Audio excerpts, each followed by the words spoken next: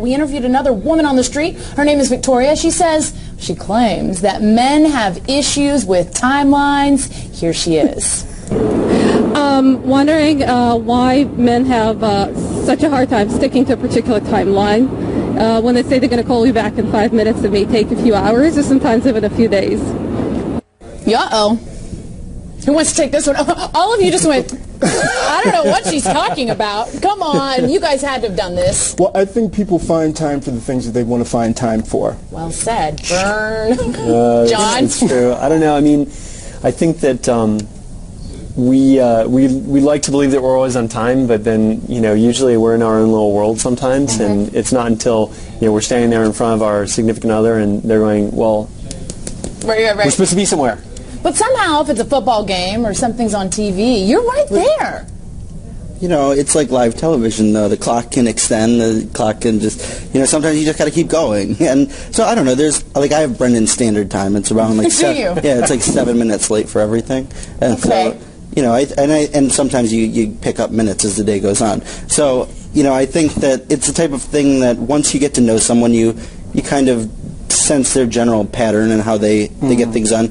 But also, why is all the emphasis on us to always call back? Because this is the man panel. If you want, if she wants to talk, if she wants to talk to me, she can call. I'm still trying to figure out how you add minutes to your day. How does that happen? I would like to add minutes. No, it's like I add minutes to the delay. Oh, okay. I took it the other way. I was confused for a second there. Like, he's got a crystal ball that I don't have. No, it's like the president. They just keep adding how late he is. Right. He's delayed by this. He's never early. You're doing important things. I understand. I'm man-paneling and things You're like man-paneling. I don't think I want to know what that means. We're doing it right now. We're doing it. When they do call, do they bring a gift? I knew a girlfriend who said that her boyfriend at the time, he was always running late because he was like a corporate exec. He would give his card for her to go to a fabulous restaurant and take her girlfriends. Where are those men? He would say, here's a little trinket. As a car so it kind of balanced. She wasn't really that, are you going to be late, honey? Hope so. Yeah, really. I have to admit, I mean, I wonder that sometimes when you're,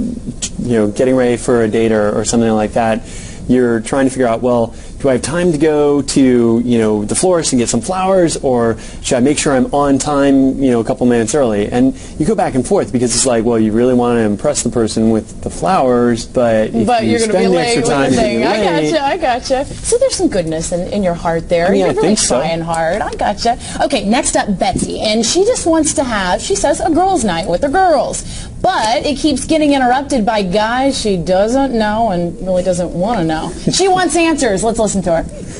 Why, when a group of girls goes out to a club just to have a great time with their friends, guys always assume that we're here to be hit on and picked up? Okay, Brendan, let's start with you. Okay, if a man sees a group of women in a bar, this is a challenge to him.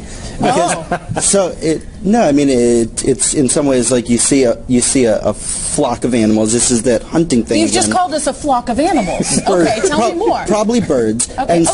Birds. And you have to figure out if you want to engage with someone, the idea is that you have to separate them from the herd. And so now we're cows. No, and I think this is the challenge to men, is that he sees this group of women and he wants to know, can I engage with these people, or are they going to totally just work together to shun me out? Oh, okay, to avoid me. So it's all kind of like a video game to you. Oh, all life is. All life is a video. We have to keep score, or we won't know who's winning. Oh, I see. It's a game. You're just player in my game, Brendan. Sure. John, what do you think? Oh, I'm not even touching that person. Oh, you're touching it. Not even close You're touching it. You see a group of girls in the bar, in your past life, of course. You see a group of girls in the bar, or maybe you're with a buddy that, you're being his wingman. How do you work that? What advice do you give? I think it depends on whether or not you are paying attention to the group, because you can usually figure out whether the group is closed or open. I mean, there's body language, there's all kinds of things. But some guys can't. So what would you say that they need to watch out for? Another time, that store is closed. How do you figure that out? I think it literally is like a door, right? So if the entire set of bodies are circling the wagons and trying to make sure that nobody gets inside, okay, well, that's a good sign to walk away. Well, but what are they drinking? Are they splitting a bottle of Chardonnay, or are they taking tequila shots? Oh, George, that's fair. a good one. That's fair. Let me just say for the record, if I see a group of girls, I'm going to ask them, is that a Dolce & Gabbana? Oh, you're in. Yeah. You're in the circle. You're in the circle. I'm coming from a different perspective. Wink, wink. So the other guys need to hang with this guy and get But I hear it. I hear it George from would the be guys. a great wingman. But listen, Definitely. I hear it from the women. I hear it because most of my clients are women, and from the guys. Some want to be bothered. Some want to be.